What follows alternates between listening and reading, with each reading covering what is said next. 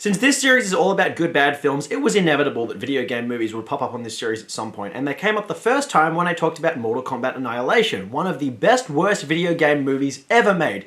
You'd think they couldn't possibly make a worse Mortal Kombat movie than that one. Well... Ho ho ho ho! Delightfully devilish, Seymour.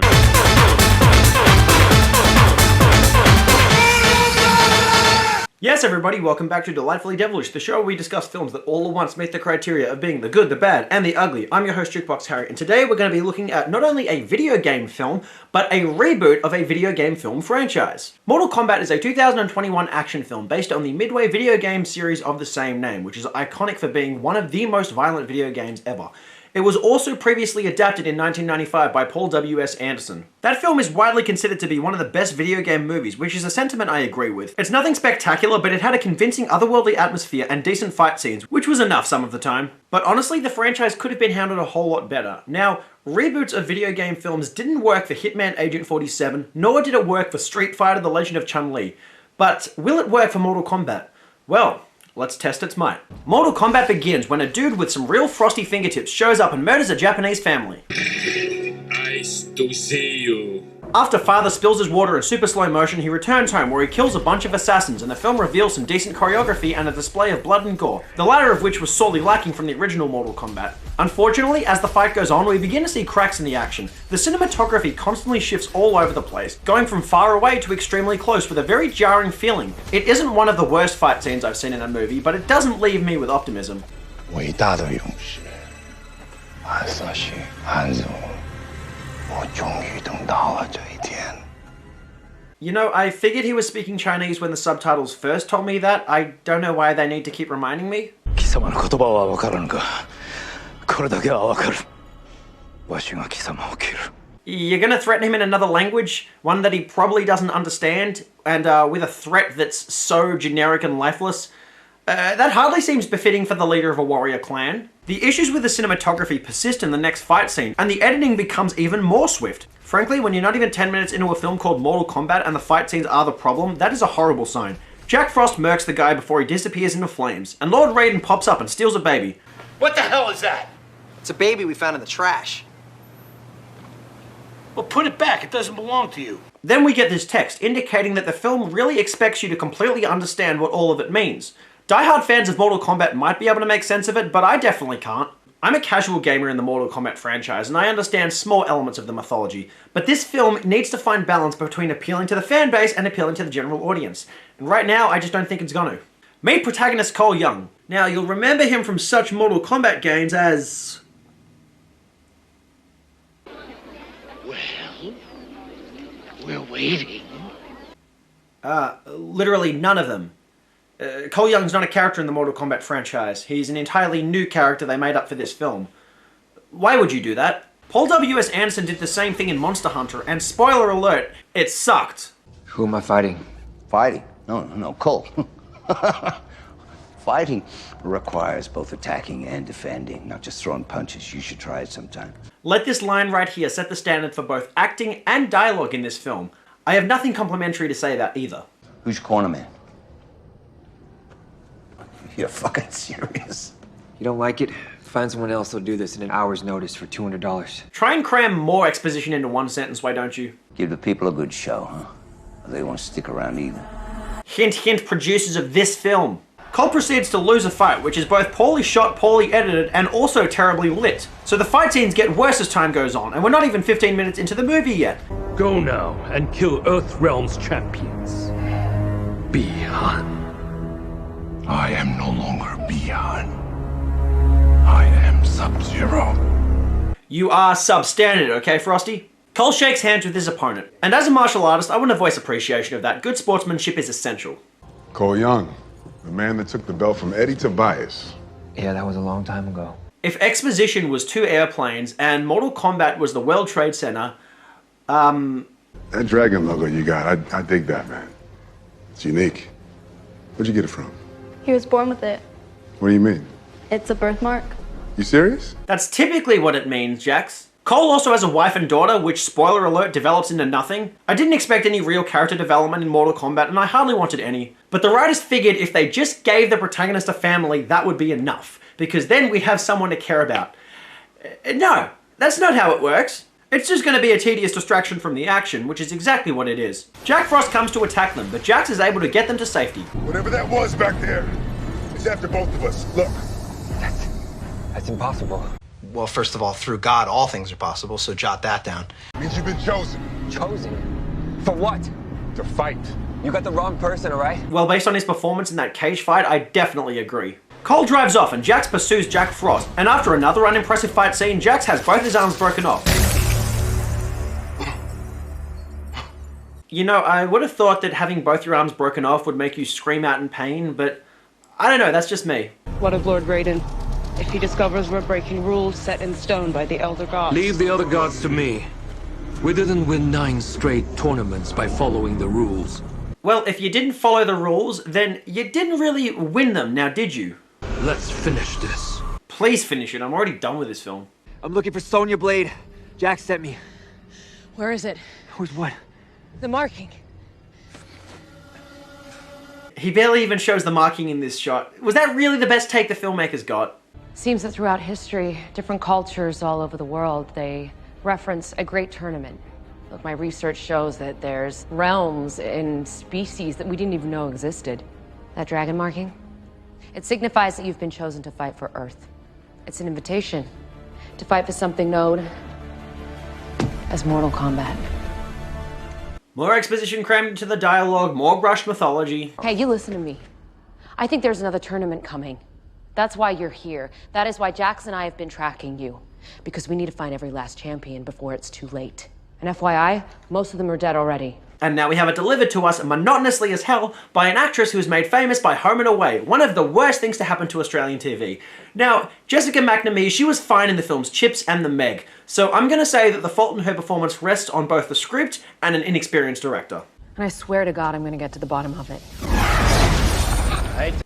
What the hell was that? Who are you? It's Kano. Kano what? Kano, none of your fucking business. And here's the man we've been waiting to see. Was that Russian? Do I sound Russian to you, you fucking idiot? He's a mercenary with the Black Dragon Clan. Arms dealer. I also give really good foot massages. Well, I hope you serve barbecue with that. You were never chosen. Fate has better standards than you. Yeah, but the casting department doesn't. You're a testament to that. Get me out of here, I can help you. Just sit tight. I was about to go for a stroll, but maybe I'll stick around, you fucking idiot. Josh Lawson actually ad-libbed his lines for this film.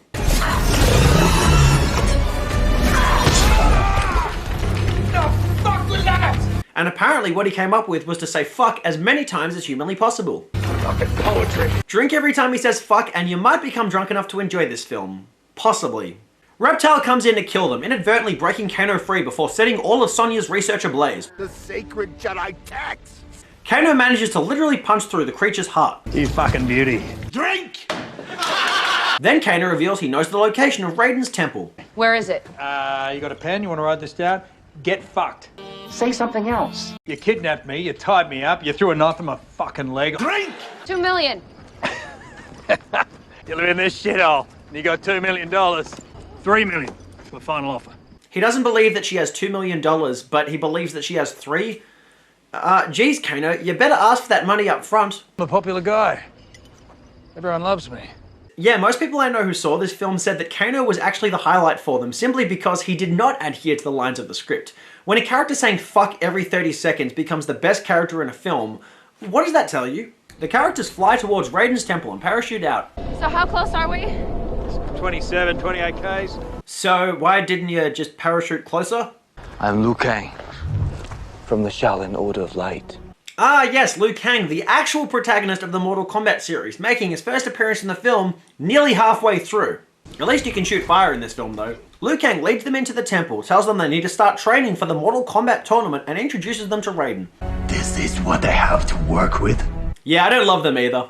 Then the baddies rock up. The time has come to end this. Please end this, I'm already halfway through and I've given up on this film. Take whatever trophies you desire, but their souls are mine. Silence! And that's when it clicked. This character is meant to be Shang Tsung, the malevolent, soul-sucking antagonist of the Mortal Kombat series. And I had no idea. I have come to claim your world. Actor Chin Han seemingly says that line with complete boredom. There's no charisma, no malevolence, nothing. He's just terrible. It is forbidden to claim victory until the tournament begins. You will leave this place at once, sorcerer. And Raiden is hardly any better. You know, for all its shortcomings, in the original Mortal Kombat, the characters of Raiden and Shang Tsung were actually played pretty well. Kari Haruyuki Tagawa captured a perfect level of campy malevolence, whilst the natural mysticism in Christophe Lambier's eyes and voice made him perfect for the role of Raiden. Here we have two actors delivering shallow dialogue from a script with no regard for character, and it would also appear that they struggle with a language barrier. And you can't fault them for that, but you can fault the director for not holding his actors to a higher standard of performance. The fact that this movie has a lower standard for acting than the original Mortal Kombat does, that's just fucking awful. Raiden activates a lightning shield to prevent the film from giving us another fight scene, which is kind of both a blessing and a curse. And then the characters start training in hopes of finding their superpower. All you can do now is test your might. Terrible. Take a lap. And notice just how many different angles the filmmakers insisted on showing us during this fight. You can see that the performers have really put a great deal of effort into the choreography, only for their visual style to make it difficult to appreciate it. If you contrast this to the fight scenes from a film like Jiu-Jitsu, you can see that less editing not only looks way more comprehensible, but it credits the talents of the performers way more, and that's something Mortal Kombat misses. Some fight scenes are better than others, but as a whole, Mortal Kombat really misses the mark. Then Liu Kang makes Kano into both a punchline and a punching bag, all to hide the fact that Josh Lawson has very limited fighting experience. Come on, Major, I've seen better than that. Again. You have a metal arm? Come on, you got this. That's going to be the least motivating instructor I have ever seen in any movie. Ever. My first day of training. Oh, we had to run 20 miles. You remember what you told me? Either you keep going, and you prove to yourself that you can do this, or regret it for the rest of your life. Yeah, but he probably said it with some degree of passion, you know, something that's sorely lacking from you, Sonya. Later at dinner, Liu Kang and Frisbee Hat throw poorly written insults at Kano until he snaps. Now sit down, shut up, and pass me a fucking egg roll! Will you watch your ruddy language? My ears are not a toilet. Hey, laser! Raiden reveals that Cole is a descendant of the baby he rescued at the start of the film, but being the terrible fighter he is, he gives up and heads home, knowingly putting his family in danger by doing so. Seriously, Cole not only has no relevance to the video game series whatsoever, he's also a shallow character that nobody put any thought into whatsoever.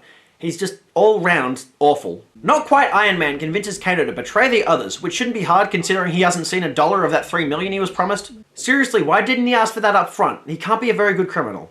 Kano destroys Raiden's staff and brings down the shield, letting the bad guys in. And Goro goes after Cole's family, something Cole literally foretold at the start of the film. You know what? Let's just watch some flashbacks. And if I stay here, and it shows up, it could kill us all. Nick, minute. I don't know what I expected. We get an extended fight scene with our heroes fighting all the villains, but since one fight scene isn't impressing me, several at once isn't going to either. Jax gets thrown down a pit, and Sonya loses her fight. This is not the blood of the chosen one. Your death has no worth. These characters are all terrible. None of their deaths would have any worth. Yeah, that hat was obviously not going to hit you, so that little movement was kind of arbitrary. Big Bird tries to fight Frisbee Hat, but the film cuts this short. They don't give you a fight, but they do give her a pretty gruesome death, which is decent. Flawless victory. Well, in the sense that she didn't land a hit on you, I guess so. But since we didn't actually get a fight from that, that was far from flawless. Now I tear out your spine. Are you gonna talk about it or are you gonna do it? Being such an awful hero, it takes Cole's wife distracting Goro to save his life. They try to drive to safety by literally going headfirst into Goro, and suddenly, for some reason, Cole unlocks a DLC supersuit. And suddenly, the worst fighter in the film is able to defeat one of the most notoriously difficult bosses in video game history by unlocking weapons that do the damage for him. Jax also unlocks DLC robotic arms, which helps him lift a boulder off Sonya. Impossible. It's entirely impossible. Also, neither Raiden or Shang Tsung actually ever do any fighting in this movie. Shang Tsung just sucks the life out of Frisbee Hat without ever throwing a single punch or appearing the slightest bit scary. It's not over. Smokey, I wish it was. Can you send anyone anywhere? Can you send the editors to my living room so I can tell them how they fucked up the editing in the fight scenes? Can you send the writers to my room so I can criticize them for butchering this movie? Can you send me away from this film? Raiden teleports everyone to a fight as Liu Kang suddenly dresses like Ryu from Street Fighter, an entirely different video game fighting franchise.